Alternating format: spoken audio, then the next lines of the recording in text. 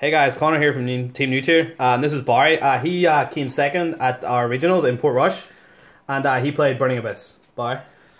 Alright, so yeah, as Connor said, I played Burning Abyss. So we start off with the usual. We've got Graf and 2 Seer, the cards that were hit. Obviously, they must be extremely strong. Seer a bit better, in my opinion, than Graf.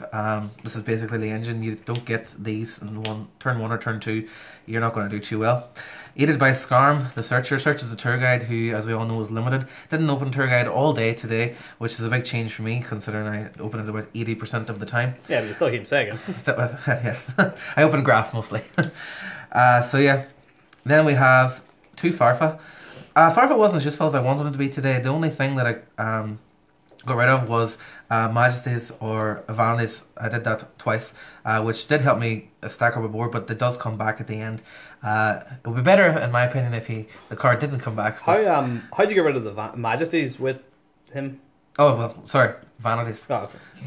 Just to clear that up. Yeah, well, the Vanities, it gets rid of the Vanities, but unfortunately did come back, and Dominion was still on the field at the time. Then we play 1 Rubik. That's just for Virgil access. Virgil's pretty good. Although cards in the grave aren't as popular, but you can still spin the cards in the field. The only thing that's not good against Virgil is pretty much useless against Cosmo, considering they can chain out on the effect. Libic, I don't play Mathematician, but I still find Libic quite useful, especially if you've got an excess downer or another rank 3 that you don't want in the field. You bring that out, normal summon, then special summon from your hand. So it's not so bad. It's also a good mill if you're looking to go for that OTK.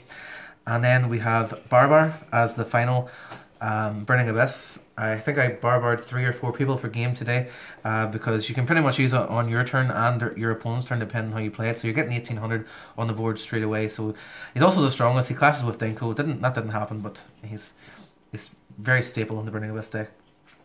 Then we have Tour Guide, the little girl, limited for a reason, brings out a BA, honorary BA in my opinion. Brings out a BA, instant Dante, and another monster in the field. She's extremely strong. Very prone to Velar and Maxi, as I found out today again. Everyone draws Maxi against me.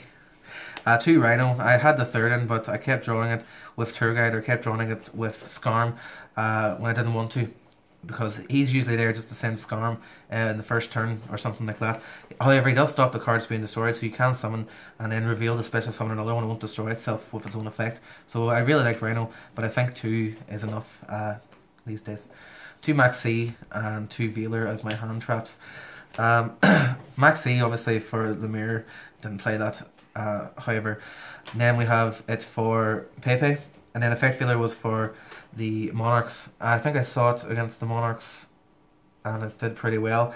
I can't really remember what else I Velared. I think usually milled my hand traps, and I think I only opened with Max C once, so didn't do as much as I wanted them to do. Then the last 2 cards, just 2 cards I put in last minute last night. 2 Majesty's Fiends. Majesty's Fiends probably better than Vanity's Fiends right now, because we have Monarchs who, if they can't get off their EDA or Eidos, they're not going to do very much unless they have Stormforth. And Mermail, I opened this first turn against Mermail, but it had the Chalice, so it didn't really matter. This didn't put on as much work as I thought it was going to do today, but it's still there. So that was 20 monsters, then 4 traps. Regeki blows up the, or sorry, 4 spells. Regeki blows up the whole field. Not much you have to say to that. Twin Twister gets rid of the Dominion and any problem spells or traps, especially in the end phase.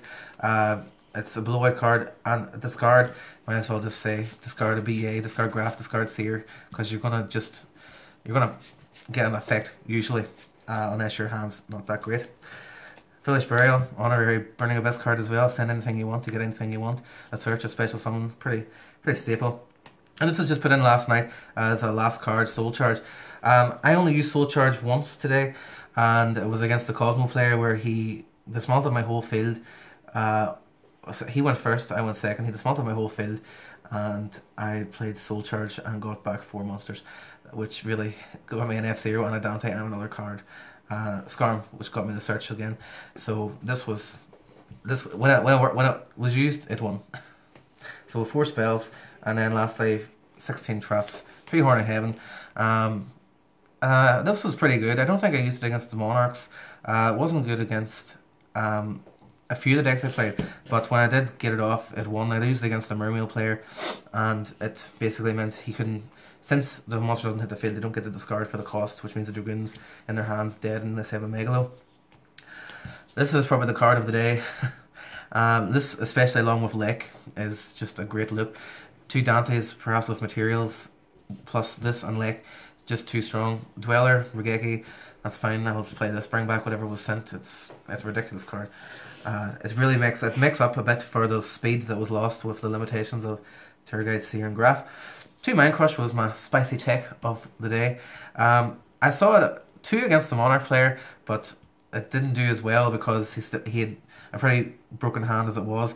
However, it did win me a game against Murmur because he revealed Megalo and discarded 2, and I called Megalo, so that was pretty nice. And I played 3 discard traps, 2 Wind Blast and 1 Karmakot. Karmakot was basically just because against the Monarch matchup, if you can hit the one of the wee guys with the Karmakot, you can banish the ones in the grave so they can't use them again. So that's not so bad. And that there, I was going to play Regeki Break over it, but I've decided to play this here because you can make it go to the top of the deck, which can make a player basically lose a turn if the card's a dead card, especially if you're ahead in the game.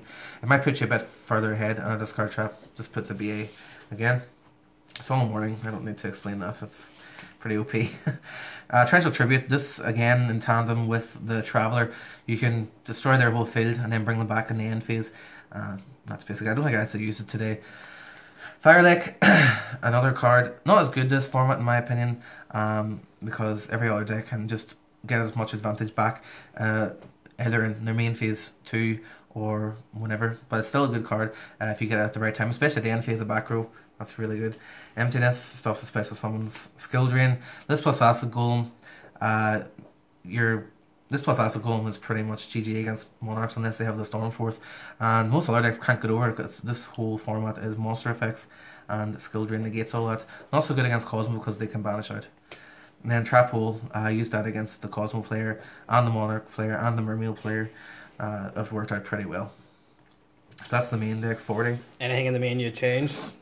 No, my deck's perfect. No. Obviously not, you didn't win. Ooh, I don't know. I'd probably take out the Management Fiends and maybe move them to the side. Depending on how the format goes, change the hand trap ratio because, not that I ever drew them, but sometimes I had Veiler when I wanted Max C, but you can't tell every matchup before you play it. That's really it. I was pretty happy with how it performed. So we're going to the extra deck. 3 Dante, my bay. Dante is Dante. He has no drawbacks in my opinion for a card. Virgil, I did not summon him once. I didn't need him at all. 2 Downer just overlay over the Dante. This card hurts me usually more than it helps me because every time I summon it, they leave it there, so I can't summon any more BAs. But it's still, if you're in a tough spot, you can still overlay 2 of these for an F-Zero, which is pretty useful. But the pierce damage is okay as well. I did summon it quite often, but it hurt me as well. Acid Golem, I didn't get the Skill Drain Acid Golem combo that often, but Acid Golem's the biggest card in the extra deck, 3000 attack, 3000 defense. I just got this today, I used it a few times. Basically replaces Alucard, it destroys a spell or trap on the field, and it can be used during both players' turn, which is very, very useful. Also 2800 defense, it's nothing to shy away from considering all the Monarchs are only 2800 attack unless they have Dominion on the field. This one made a game against Draco Pals. He had 1350 life points and I just summoned 2 BAs and attacked directly. That's the only time I used it. Didn't use Levier. I used Mech-Equipped Anagonier just for disrupting during the return with a Farf underneath. Giga Brigand didn't use, and 2 F-Zeros for Cosmo. I think I got both of them out and that pretty much sealed the game against Cosmo. And then that's only 14 cards. Yeah. Well, I should have a spare sleeve, but I played the new rank 3 Phantom Knight. Phantom Knight's a Break Sword, I think it's called. Basically Scrap Dragon for the deck. And I think I used him once, but it didn't really turn the tide of the duel, so I'll still try and get one for myself though. And lastly, the side deck. Extra Max C. I do prefer Max C over Veiler, but I didn't play. The only thing you want is against Pepe and even Mermails on it, but I don't play any other battle stoppers in my hands, so it's not going to do a whole lot. I'm not going to draw on the Gorge to help me. 2 Dark Hole. gets rid of the Tribute Monster for the lock, gets rid of the Vanities, gets rid of the Majesties. Pretty simple. 2 more Twin Twisters. This isn't as vital in BA because no one sides any continuous filler traps for you anymore. But it does hit the Dominion and it also hits the Skills if you need it. And again, discard. That's what we want to do. And then the last ones are 3 anti-spell.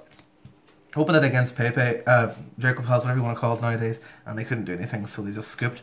And or else I was going to win the next turn. Pretty broken against that deck. 3 Mask of Restrict. I saw it a little too late against Monarchs, and I think I'd top decked it when I had 1 Dante in the field and they had a big board. So if I had got it earlier, it's a great card. If you open it, unless they have Twin Twist, they're not going to do a lot.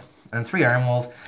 I saw it against the Cosmo player, but at that stage I was really too far ahead and I didn't need it at all. I think I won the turn after I drew it. In the other Fire Lake, I think I said it in once, but it didn't do.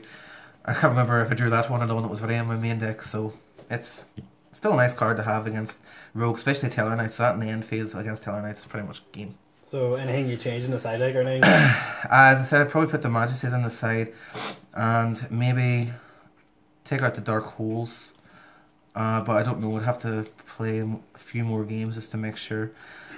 So that's Any specific sort of matchups you had today you'd want to? no, I pretty much played meta the whole day. I played 1 Draco Pal, 1 Magician, 1 Cosmo, 1 Mermail, and 1 Monarch. The hardest match was the Monarch because it locks me to the extra deck, but the other matches were pretty much doable. So I was pretty happy with how the deck performed. Well, thank you very much, Barry.